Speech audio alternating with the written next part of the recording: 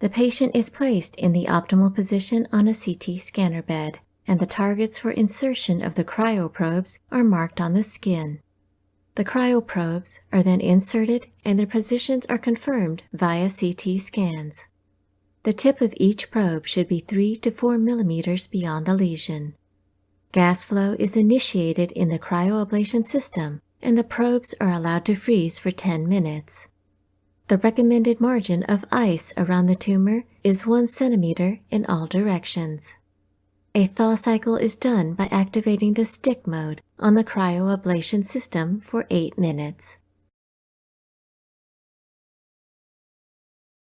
Another freeze cycle of 10 minutes is completed after the 8-minute thaw cycle.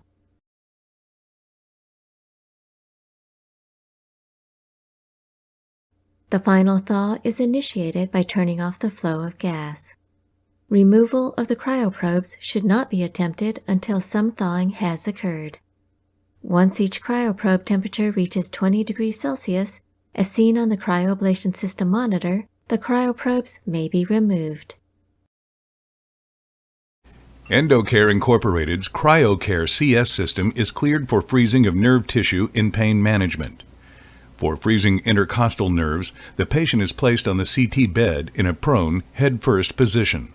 The skin is marked based on the angle determined to be the most appropriate for cryoprobe insertion. 25-gauge needles are inserted to confirm the angle and allow for injection of lidocaine or other local anesthetics. The ideal angle is parallel to the transverse process and allows for positioning cryoprobes in between the transverse process and the inferior aspect of the corresponding rib.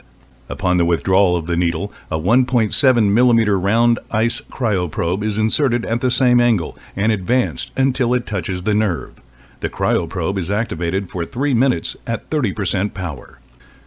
The procedure is repeated for all of the affected nerves. The number of nerves to be ablated is determined based on patient response to prior nerve blocks. It is important to confirm the position of each needle and cryoprobe with a CT scan after insertion. Their positioning is based on anatomical landmarks and avoidance of intercostal arteries and veins. William Moore and others have published their findings showing that average patient pain scores dropped from a pre-procedural level of 7.5 to an immediate post-procedural level of 1.2. This article can be found in the May 2010 issue of Academic Radiology, Volume 17, pages 603 through 606. They also obtained a pain score at 2 to 3 months post-procedure and found that the average drop in levels was still statistically significant. For additional information, log on to stopcancercold.com or call 877-722-CRYO. Percutaneous cryoablation is an innovative way of destroying cancer cells in areas such as small renal masses. For this procedure, the patient is positioned face down in a CT scanner so that the exact location of the tumor can be determined. Once the location has been isolated, long needles called cryoprobes are placed into the tumor through the patient's skin. No cutting of the skin or muscle is required. Argon gas is circulated through the cryoprobes to create an extremely low temperature at the tips of the probes. Temperatures of -40 degrees Celsius kill the cancer cells. In order to ensure that the cells are killed, the area is thawed and frozen again.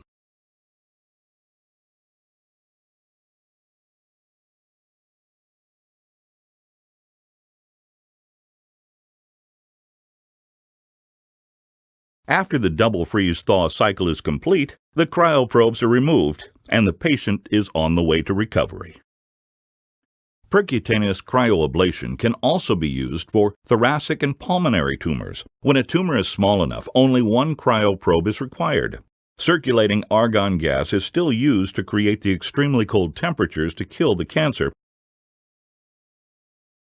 The CT scanner is used to ensure that the size of the ice ball is large enough to freeze the entire tumor plus a margin surrounding it.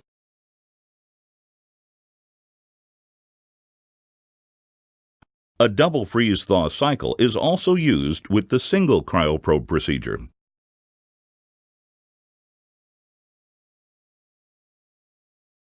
After the cycle, the cryoprobe is removed and the procedure is complete. For some cases, such as liver metastases, the patient is positioned face up in the CT scanner. The area is viewed with the CT scanner, and cryoprobes are inserted from the side or front of the body to ensure that they reach the tumor. The freezing process is the same as for when a patient is laying face down in the CT scanner. Argon gas is circulated through the cryoprobes to freeze the area. Temperatures of minus 40 degrees Celsius are achieved and a double freeze-thaw cycle is used.